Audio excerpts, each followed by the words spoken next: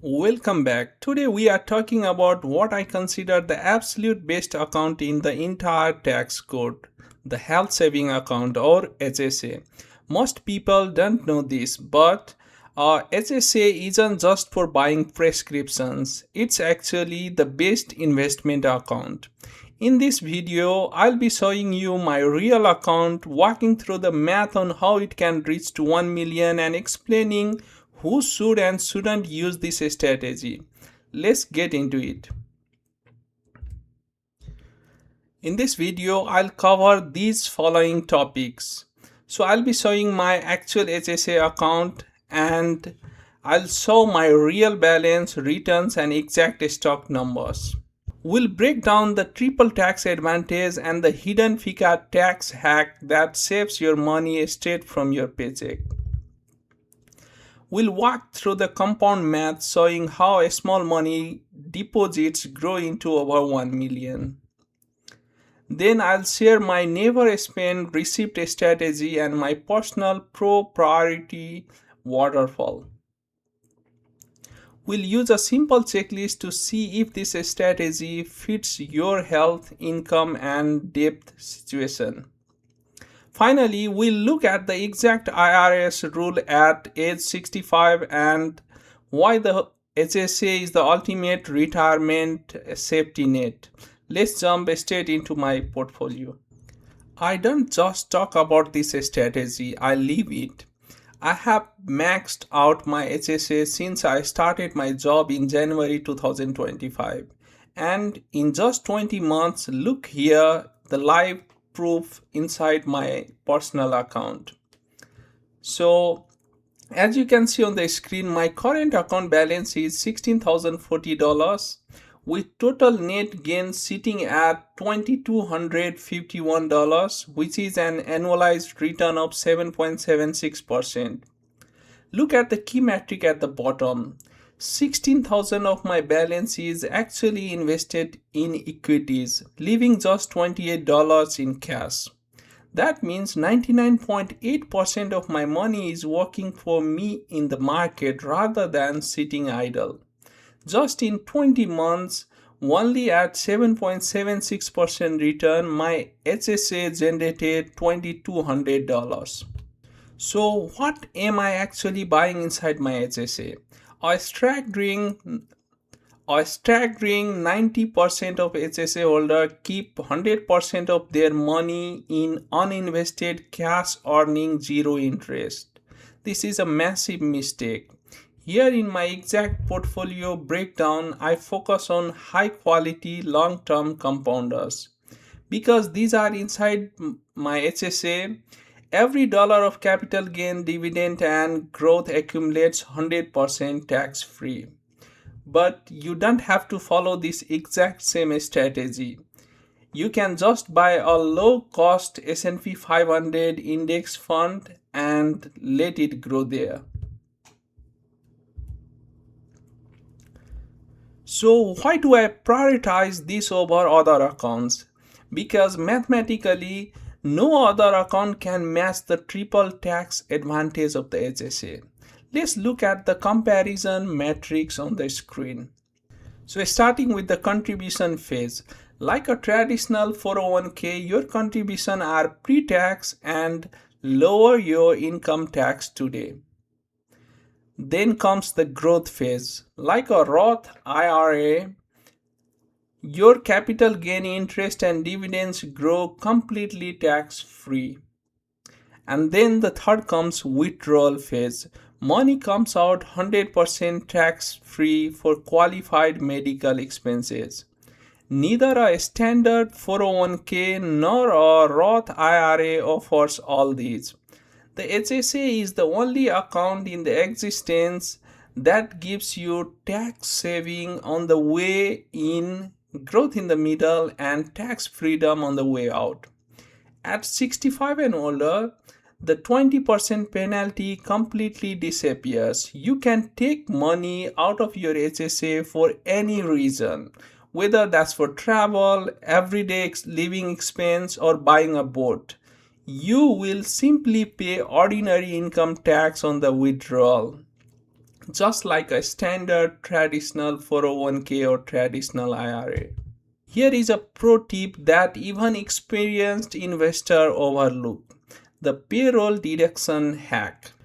When you contribute to a traditional 401k or IRA, you lower your federal income tax, but you still pay 7.6% in FICA tax.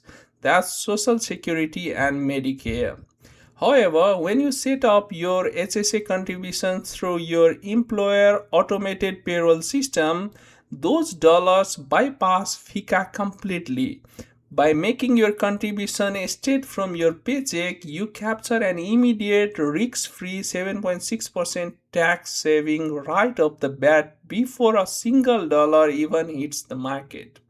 To execute this strategy like a pro, you need to know the official IRS limits. For a single coverage in 2026, the limit is 4,400 per year, which is rising to 4,500 in 2027. For a family coverage, that's where I belong, in 2026, the limit is 8,750 per year, which is again jumping to 9,000 in 2027. Catch up provision. So if you are age 55 or older, the IRS allows an additional 1,000 catch up contribution every year.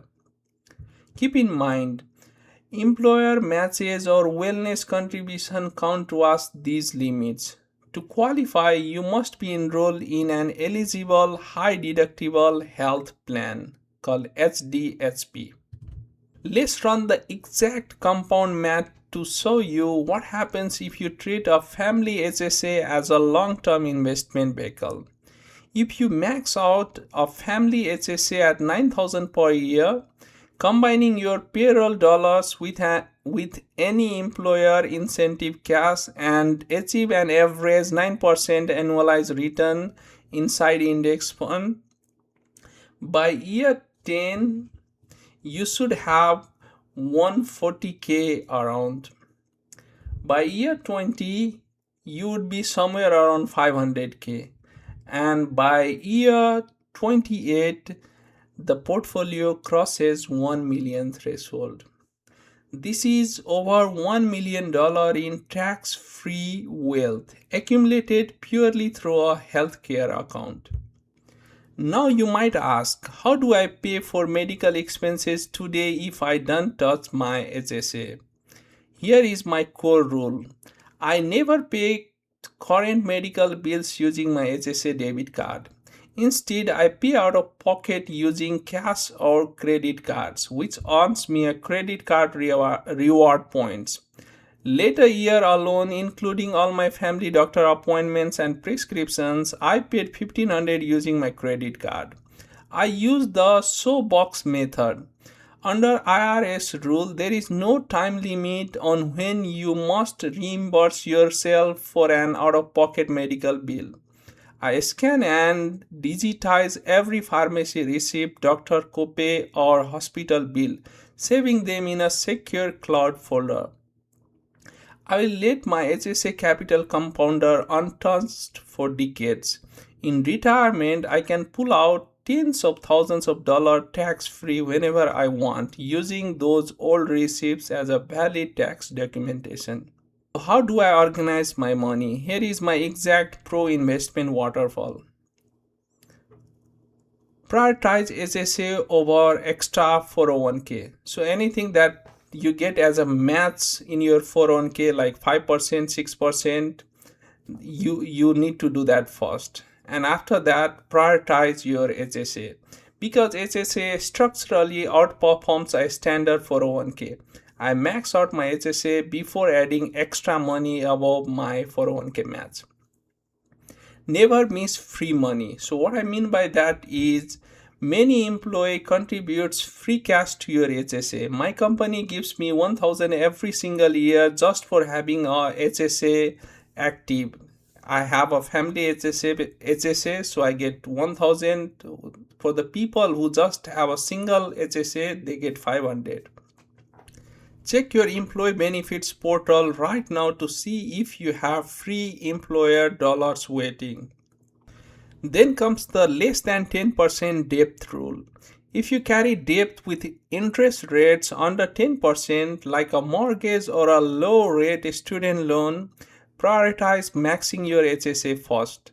The immediate tax relief plus market return historically outperforms lower interest debt. So now the question comes, who should max it out? Is maxing a HSA right for everyone? No. Let's start with who should do this.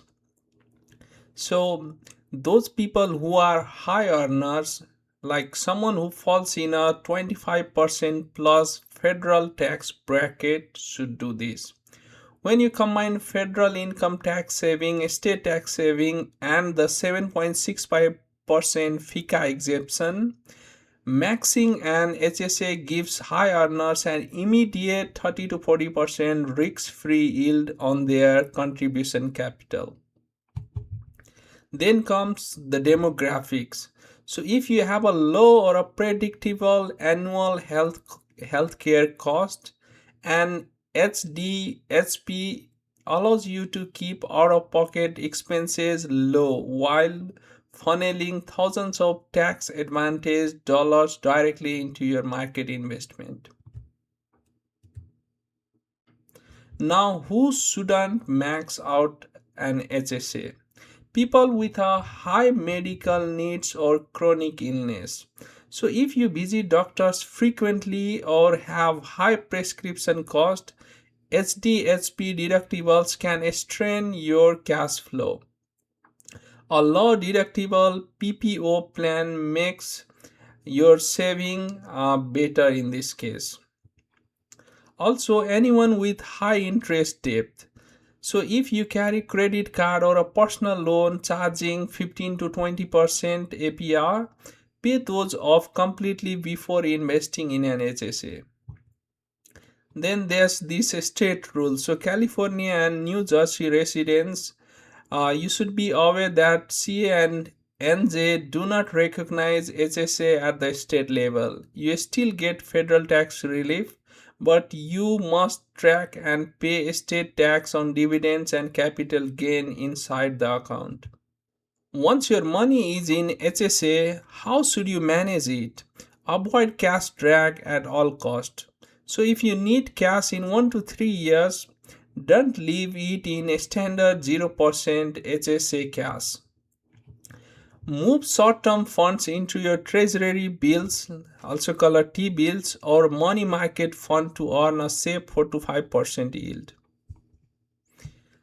So if your timeline is 5 plus years, I would put 100% of my long-term fund into low-cost broad market index fund or quality growth equities targeting historical 9 to 10% annualized market return.